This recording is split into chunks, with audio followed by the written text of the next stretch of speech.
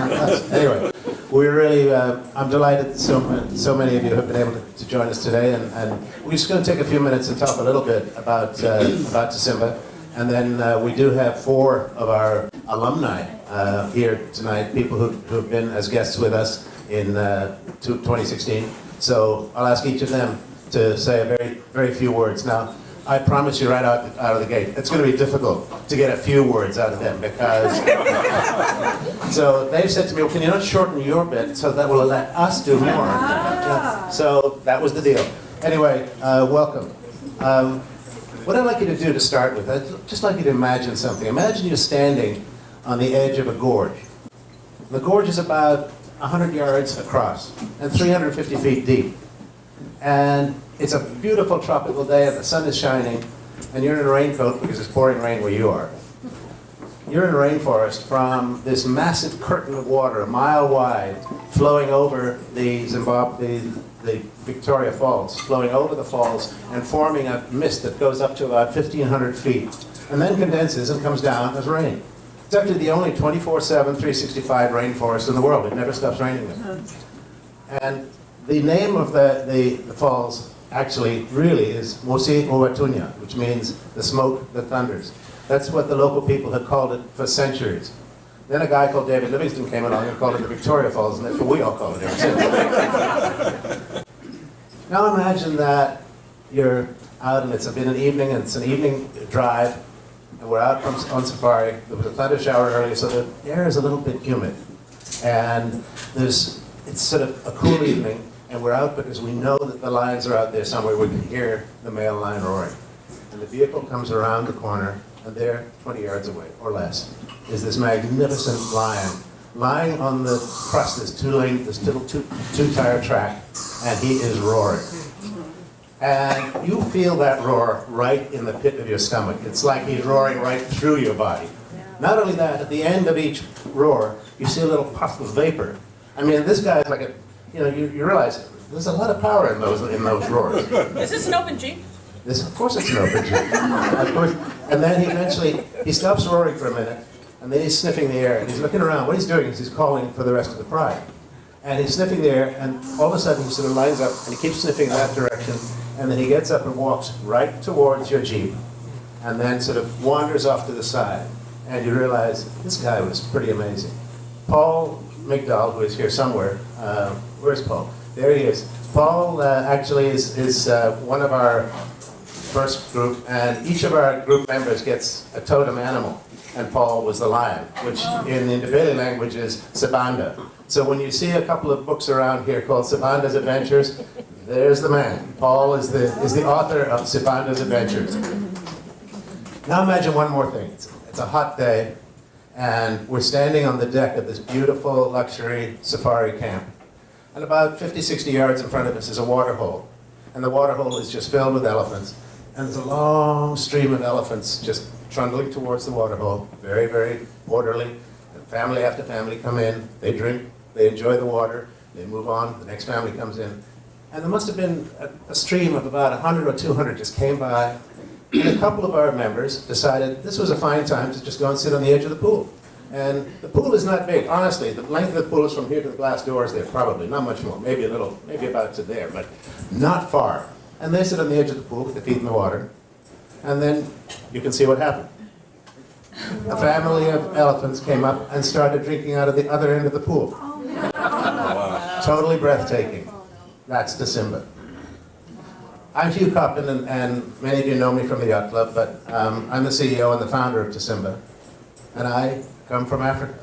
I went there when I was a kid, started my life there, living there when I was about 5 or 6 years old. I graduated from university there. That was my life. That was where I grew up. And what an extraordinary place to grow up. What a privilege.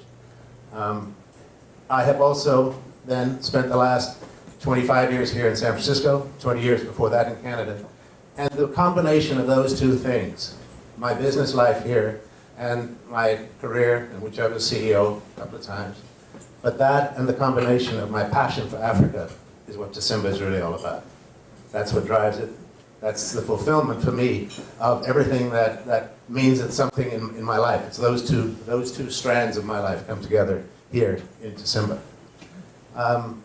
We are really, really especially fortunate to have some place like the wilderness of Africa in our lives.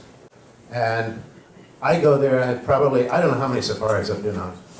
I was trying to count them. Heather said, you must have a number. I said, I don't have a number, it's hundreds. But I have been on many, many safaris, and whether it's on in a 4x4, to your question, Eleanor, yes, an open 4x4, boat around a lake, walking, yes, walking amongst the animals. Oh yeah, I paddled down the Zambezi River for 5 days and 5 nights camping on the riverside. And even I did a horseback safari. I didn't enjoy that much. Not much of a rider. And anyway, at that stage, you don't really want the animals to be too interested in either you or the horse. So, but for me, safari is a place that you go to be in touch in a way that you've never been in touch before with nature, with the environment, with the amazing wilderness, with the animals, with the variety of life that exists in these extraordinary places. The wilderness we go to is run by Wilderness Safaris, and it's about, well, it's 144,000 acres. How big is that? 5 times the size of the city and county of San Francisco. And the number of people there in that wilderness are probably no more than visitors, no more than 30 at any point in time. That's a relatively low population density. But the big thing about it is that you go out on safari and you feel like you're the only people there. You feel like this is just for you. You have this private place because there's no other vehicles, public don't have access to that because it's a private concession. And you just feel like this is so incredibly personal. And I watched our groups on both cases, and I've had the experience myself. Every time I go, you stop and you just take a deep breath and you say, my God, how privileged am I and are we to be in this extraordinary environment? So part of that and part of being there is the safari experience. And the safari experience, obviously, it's twice daily in vehicles. Sometimes in the mornings you may have a choice of walking, otherwise you drive. But it's also the opportunity to really spend time in the camp and learning about the country and about the culture. What makes Simba so different from any other safari? Well, for starters, not many places you can go, and I mean big famous places. Kruger National Park, Ngorongoro Crater, Serengeti, Amboseli, Masai Mara. Those places are all have very much higher population densities of tourists. In the case of the Serengeti, for obvious reasons, and Masai Mara, because you get the migration there. But what you also get is a whole lot of other vehicles, a whole lot of other minibuses and individual cars and so on in some of those places. And you lose that sense of real personal engagement with the wilderness. So that's part of why we choose Liquasha, and we choose the wilderness location there, simply because it is so unique in that regard. So what else makes Simba different? Well, we go there, and we spend 6 days in that camp. Now, normally, and anyone who's been on safari knows that typically what people do is they spend 3 days in one camp, and then they go 3 days in another camp, and then maybe 3 days in another camp. And so what you tend to do is, between those, of course, you lose half a day on each end because you're traveling. So in the course of that time, what happens is that you don't really get into and get to feel and get to know the people who run the camp. You don't really get to know much about the place or the environment you're in. So we go for 6 days. And what's amazing is that, and I hope that one or two of the Simba grads who will come and talk to you later, but I hope that what they'll mention is, one of them may mention is, you get to know the people who run the camp. You get to know and get to feel, you really get engaged. You've got some roots in that camp. And with the guides, these guides, by the way, in Zimbabwe, are the most trained professional guides in Africa, anywhere. It takes between 6 and 9 years to get to be a professional guide there. And they don't get paid much. Oh, and by the way, their final exam is a week in the bush, where they get to have to pay $5,000 for the privilege of having every possible thing go wrong thrown at them by the adjudicators. Oh, wow. And when they graduate from that, then they're finally allowed to lead walking safaris in the national parks. But these guides are just wonderful, amazing people. They know so much, they talk to you, and they get to find out what you want. And when they find out what you want, then you'll find as they get to know you more and more, they'll start to show you those things. Hey, remember we were talking about that bird? There it is right now. Or you remember we were talking about, you know, how do you tell the difference between this particular antelope and that one? Well, here, there, that's the eland right there, and that's the, let's say, that's the gamsbok right there. So you get to see, and they get to help you get an even deeper experience. What else is different? Well, we have also, it's the amazing part about Tasimba is the people who choose to go on a safari like this are people who want more than just any other safari. They want something different. They want to get deeper into the nature, into the environment, into the people. And so we have really a peer group with you who kind of self-select themselves. They're there because they're looking for the same sort of thing you're there. They're not there because they want to go into three camps in a week and say, done this, done that, done the other. Oh, and I saw the Big Five as well. You know, because that's not really what this is about. Each day, we have what we call the Indaba. Now, the Indaba in customary Africa was a meeting of the tribe or a meeting of the village. And everybody sits around and they talk about something of importance to them and to the village. We have an Indaba every day. And our Indabas will cover different things. For example, one day, we'll cover conservation. We bring in the regional conservation officer for the entire concession. He has a really good presentation. We'll take you to the anti-poaching unit called the Scorpions. And you'll see there rows and rows of wire snares that they have found and they have located in the bush, and they've taken them out and they bring them back so that fewer animals get trapped through these really brutal wire snares. They are also the guys who deal with the infrared tracking of the bad poachers, the guys who come in at night looking for elephants and so on. And we will talk conservation in that context. And you'll get to understand by watching it and thinking, anything we can do to preserve this beautiful, incredible, pristine wilderness is what we should be doing. And the amazing thing that starts to happen is you see people taking that and saying, yeah, but you know, it's not just this wilderness. This is 144,000 acres of this planet of ours.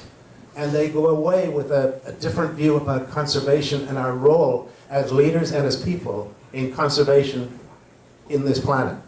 So that's one thing. Another day, we will spend some time on culture and the culture of an organization like Wilderness Safaris. Now, Wilderness Safaris operate 55 camps in 8 countries. They have 2,700 people working in those camps. And they have an extraordinary culture. And the culture is driven from the 2 guys who started it 35 years ago. And those guys had a clapped-out Land Rover and decided that their mission in life was to preserve the wilderness. And so that still is the driving mantra, the driving culture of their organization. And it filters down through and into every one of the people you'll ever meet. I've been going to wilderness camps for 20 plus years. I don't know how many of the people I've met. I've yet to meet one who isn't as totally committed to that culture and to that belief and to that passion for the wilderness and for preservation of it. And they are all amazing and great and cool people. So in your 6 days there, you start to get to know them as people. You get to know them as individuals. You get to know them as people who you think, my God, I've really got to know these people. And in fact, what I find really fascinating is that most of our guests who have been with us stay on Facebook connection with the guides and with the people in the camp and stuff like that. They're still connected with them because that's how much and how important it was to them and how valuable it was to them to get bound up with the local people there.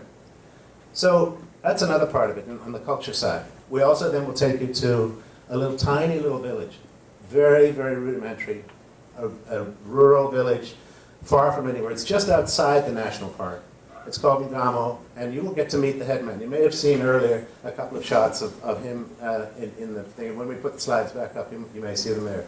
He's a wonderful guy, and he says, I'm not supposed to talk politics. And then he immediately talks politics.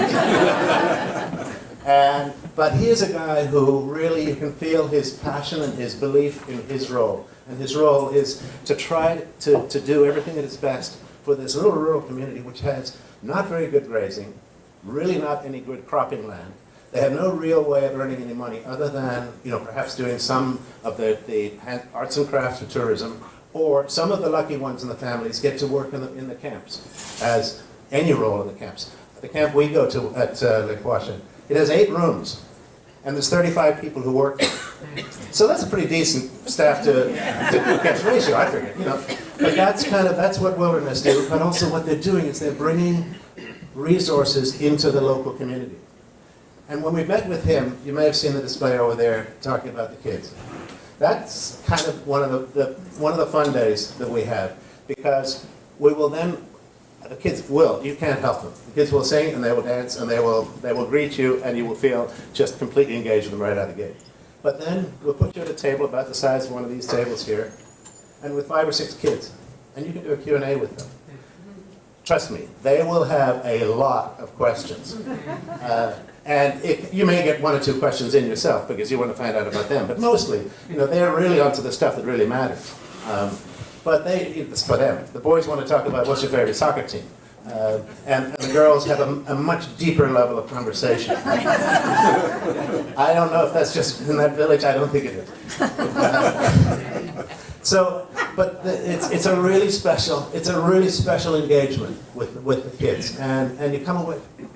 All of our members have come away from that saying, that was really great, but you get this appreciation. They are so eager to learn. They are so passionate about school and about learning things. And they all have these ambitions, way beyond what you could think of from a rural kid in the middle of Africa. They have ambitions of, being a doctor, or being a pilot, or being, our challenge is how do you get them from that little rural place and that little rural school into what it is they aspire to be. But for them, that's where they're going to be. That's what they want to be. So as part of what Tosimba does is for every guest that we take to the school, we give the school 1 year's free education for 1 child. Wow. That's part of what we do. But that's the least we can do. I mean, we're going there and our members are getting this extraordinary experience. And the least we can do, therefore, is to give something back to that school. And so we do that. And honestly, when you meet those kids, you'll say, they'll win your heart. There's a couple of other things we do. Part of what we have discovered is that, and frankly, I didn't expect this, but we discovered that my own background there, and growing up there, and having lived there as a kid, having gone through the colonial era with it, and then now into the post-colonial and the independence era, and the democracy of the countries now, and my own experience has become, for a lot of people, a really interesting window through which they get to see and learn more about the country, and they get to feel more part of this place that they were for 6 days. So that's an added value to it, and it's not that I do anything. I don't do any lectures on it, but it gets to be something where people get to realize, what it's like to live in a place like that, what it's like to grow up there, and why and how it is that you get this passion for it. All I can tell you is that I'm no different from a lot of the people I know who have lived there. And I'm no different from the guides who every morning get up and cannot wait to get out on safari. Why? Because every day is different. And every day there might be something that you didn't expect. And every day you'll learn something from nature. And every day you will come away from that saying, oh my God, that was an amazing thing that just happened. And we were there to see it. So our job really is to inspire. Our job is to excite you. Our job is to get you deeply, deeply engaged in the wilderness, in Africa, in the wildlife. And our job is to give you an experience that you will always, always remember. And whatever your takeaway will be, it will be something that I can almost guarantee you will not leave you. So what I'm going to do now is I'm going to ask, we have 4 of our previous members here, and then one of them who wanted to be here, who would have been the 5th, he's in Puerto Rico. He says he's on a conference, but I don't believe a word of it. And he sent a quick video, which was a minute, because I asked him to do 60 seconds, no more. He said, I can't do it in 60 seconds. I said, yes, you can, try hard. And he sent a video, and he did admit that he had a hangover at the time, and I emailed him back saying, stay with the hangover, you do your best work now. But I'm going to ask David, do you want to start? This is David Marcus, and David was with us on our last show. Hi, everybody. You know, hard to add on to what you said. You said so much, it's also true. I was a holdout.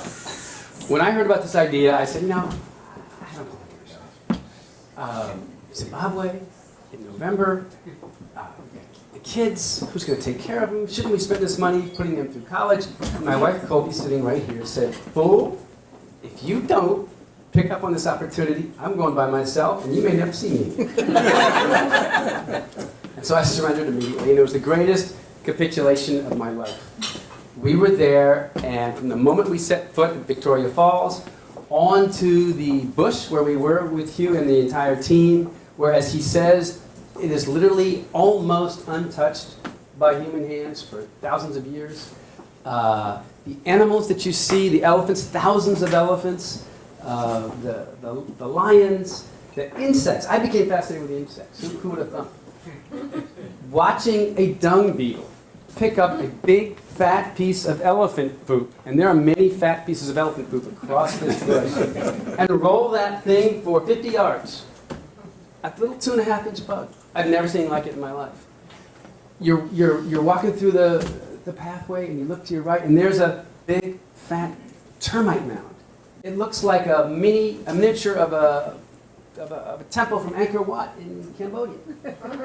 You see birds. I mean, we all know the lions and the elephants, the birds. There's a bird called the suicide bird.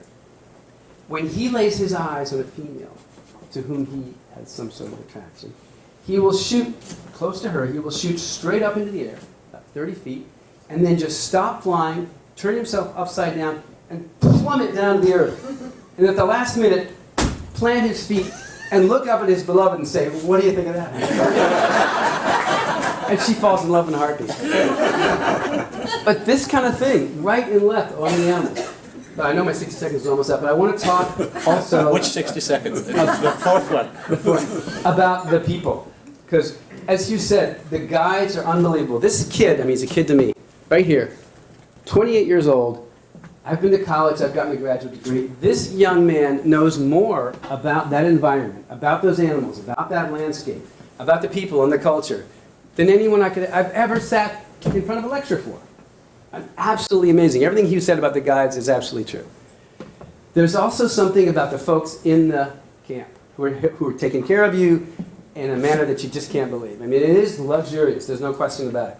But they sit down with you, they talk with you, they have a drink with you, you connect with them. You connect with people who grew up in these villages, in addition to seeing the animals and the landscape and so on. So I can't say enough about the people.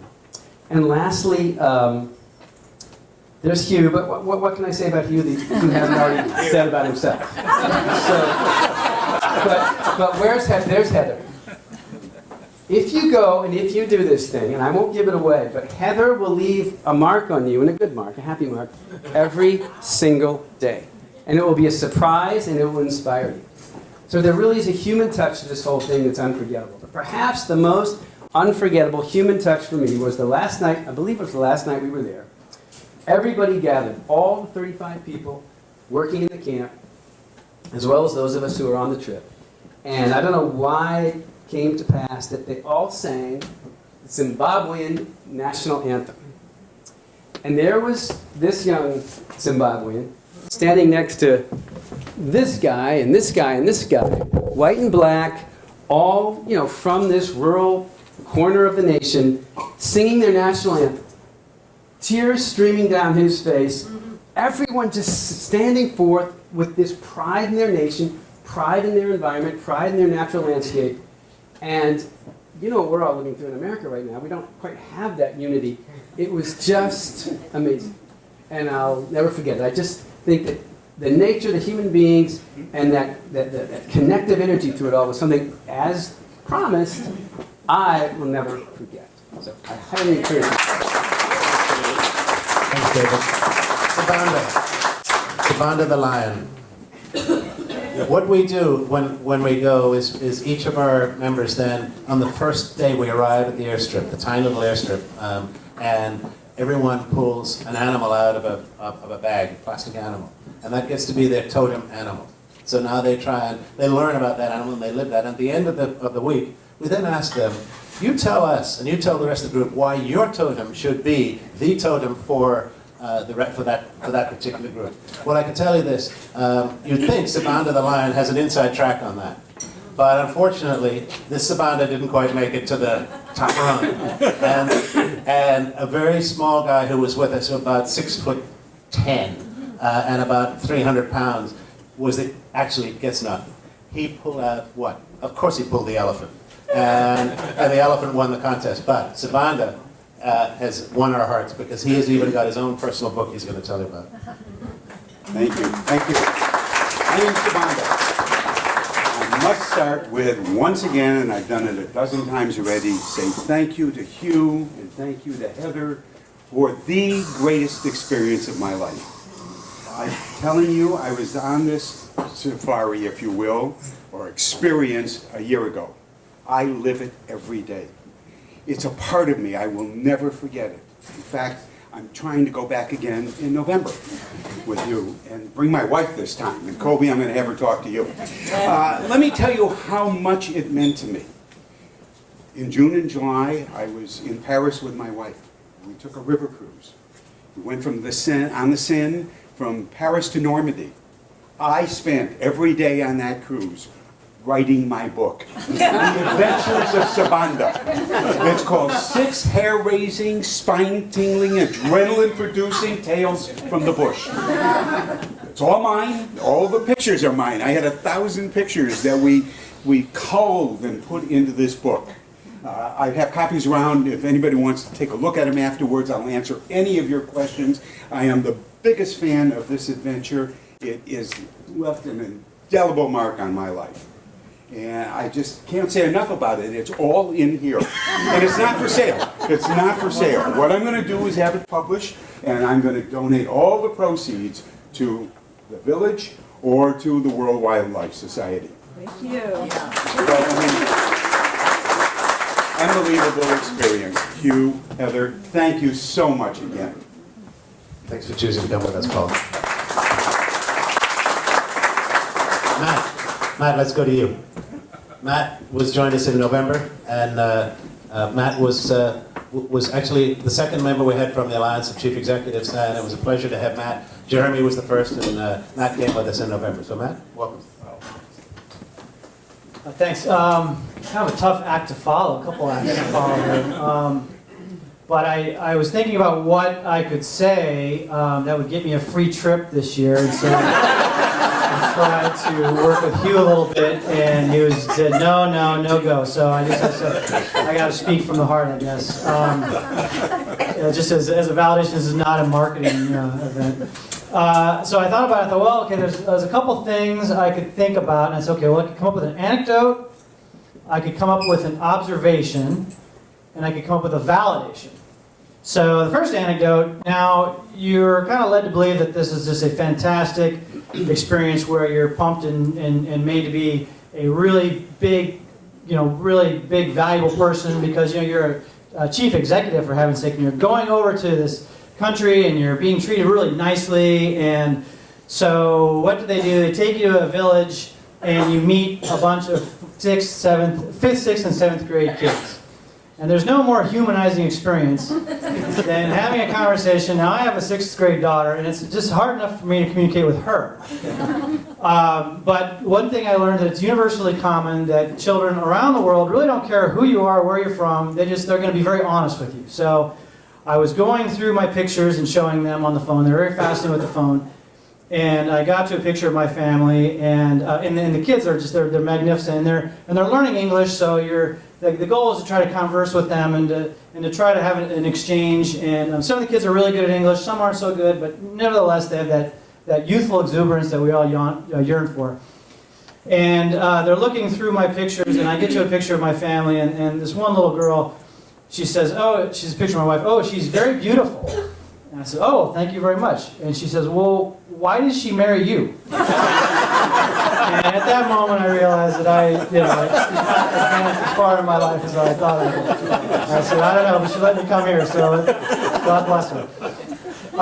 The second thing is, it was just an observation, and the observation was that Africa, at least in the bush, is very quiet, but it's also very noisy. And you're about first of all, when you're told that you have to leave your cell phones behind and turn everything off, it's a bit unsettling, especially when you have all these things going on in your life and you go, how we could possibly disconnect. But you manage to do it, and you get about 5 or 6 days in, and you realize that why did I even ever have this device to begin with? But it's really around the third or fourth day, and you can look around and see all these pictures of all these exciting elephants and lions and all that stuff. But some of the most interesting moments I think we even had as a group were when you didn't really, quote unquote, see a lot, especially in the late morning when there's not a lot of activity. The animals have kind of gone off to do their thing, and you're just kind of out there in the middle of nowhere in the geography that Hugh described. And you're looking, and you look up in the air, and you say, well, there's no planes. I don't see any planes. And you listen, and you say, I don't hear any road noise. I don't hear any vehicles going anywhere. There's just, and no one's in the car. We're not really talking to each other because we're all just observing this beautiful landscape. And you just realize there's still a lot of quiet places in the world. And this is a very noisy. We live in the city, and it's very busy and noisy. And I took away that there's still some. It's amazing that there's still some places you can go to really truly feel apart from it all. And you don't really think about that very often. And even I'm going to go up to the woods or something. Even if a plane's going to fly by, you just don't get that experience. So that was a really amazing takeaway that hopefully you'll get a chance to sense. And the last thing I'm going to say is a validation. And I know that Hugh would never talk about it. And I'm going to go ahead and say it. And when I got invited to come to this event, I thought, fantastic, it'd be great to talk about it. And on the way over, I said, boy, I wonder what kind of venue it's going to be, and I wonder what it's going to be like. And I thought, well, it's Hugh and Heather putting it together, so I'm sure it's going to be nice. I'm sure it's going to be first class. I'm sure it's going to be great. And you look around this room, you see the attention to detail that they've put, even just to putting up these pictures and this presentation and all this stuff. And it's amazing that they put this level of energy and attention into this. And to think that you're going to have that for an entire week, it's remarkable. And from the moment, and David alluded to a little bit, from the moment you get off the plane in Africa until the moment you get back on the plane to go home, you're for want of nothing. And the level of quality, the content that you're given, the people that you get to know, the accommodations, the transportation, everything is. And I've been fortunate to do quite a bit of traveling in my life, and never have I had an opportunity to go traveling where I didn't have to worry about anything. Even when I'm in the middle of a bush and an elephant 10 feet away, at least I knew that guy had a rifle in front of me, and if he was going to probably get him before he got me, so I didn't have to worry about that. But all of these things are very true, and it's just a real testament to Hugh and to Heather, and just how much effort and passion they put into the experience, and it's really second to none. So hopefully you'll get a chance to experience that too. Thanks, Matt. And that leaves us with Colby. Hi everybody, my name's Colby and I went on the November trip with my husband David. Africa was always on my bucket list, and we've known Hugh for a long time, so we were super excited to take the trip with him. But I have to tell you, it blew our minds and our expectations away in every possible way. And I think that the only thing that I would add to what everyone has said previously was a couple things. Number one, it's an amazing opportunity to go somewhere with your spouse. David and I had not been on an amazing vacation like that, well, ever. And so I would encourage you to go if you have the opportunity. There were 2 couples on our trip, and it was an amazing chance to reconnect. You don't spend all day, like we would go off, David did walking tours, and I went off to find the cats, and you don't spend the whole time with them, but it was an amazing opportunity for us to reconnect in this completely unique place. The second thing I would say is I spent a week using a side of my brain that I hadn't used in so long, and it was so lovely and amazing, and I was learning for 7, 9 straight days in a way that I hadn't learned. Like David pointed out, Bully, who's one of the guides, he's one of the smartest people I've ever met, and he knows so much about something that I know nothing. And I spent the entire time like a sponge, absorbing the amazingness of these people. And not just, they're not lecturing you, like they're funny, they're interesting, you want to talk to them all day. And I just loved learning all day. I loved looking at the stars at night. I was in the southern hemisphere for the first time in my life. I loved listening to Bully talk about, well, do you know what direction this elephant was walking? Because we're going to be looking at the elephant track. And by the way, this elephant was, what was it called? Musting, which means like he's in heat. Because you can see the sweat drops, and you're sitting there like just learning all these things, and it's just the most amazing experience to just be someplace where you have that opportunity. And so those are some things that I would say that I talk to my kids about, and I would recommend. It's the most unbelievable experience. So I hope that everybody has a chance to do that. Thanks. Okay, just to end it now, in a second I'm going to put on the final video from Jeremy, who was our fifth person who couldn't be here because he's playing in Puerto Rico. But before we do that, I'd like to thank Steve and Tony, our volunteer bartenders. And I'd like to thank Gerard, who's been running around with cameras galore and everywhere I look at the cameras. Thanks, Gerard. Appreciate it. But most of all, I'd like to thank every single one of you who came out tonight, and every one of you who's here. You're more than welcome. Please enjoy the company, and ask any of us who have been, or Heather and me, ask any of us any question you have. Be delighted to answer, and that. But hope that you'll stay a little while and help finish the cheese and crackers and stuff for us. But really, it's just a pleasure to have invited you all, and thank you so much for coming out on a pretty miserable evening. So now I'm just going to switch on, and you're going to now enjoy Jeremy's. He is the only one who stayed to 60 seconds. But on the other hand, I'll forgive all the others because they did a hell of a job. Thank you guys so much.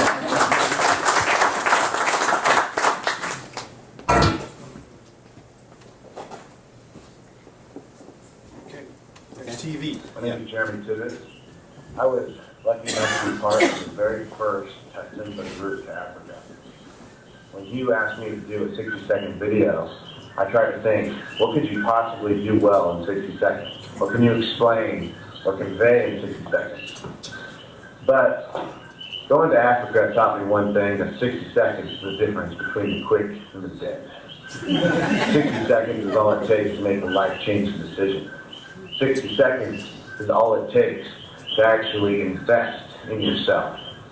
Going to Africa was scary, and as I stand here even in Puerto Rico, I realize bold moves since my Simba trip has allowed me as a leader to start being aware of my surroundings, to start noticing trends, because let's face it, you probably work with or lead a lot of zebras or people out to just follow your move.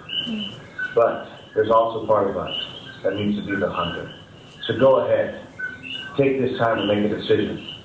Don't just decide, live it.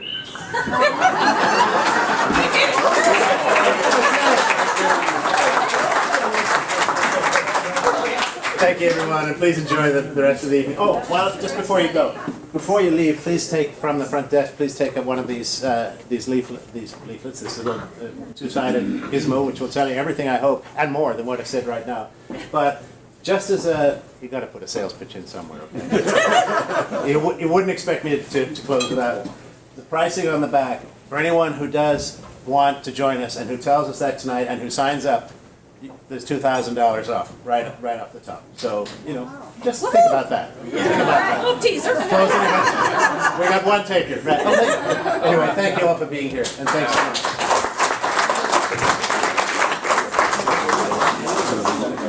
Oh,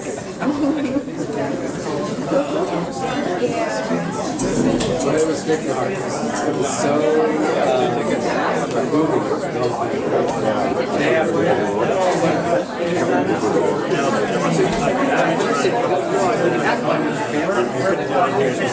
They didn't decide.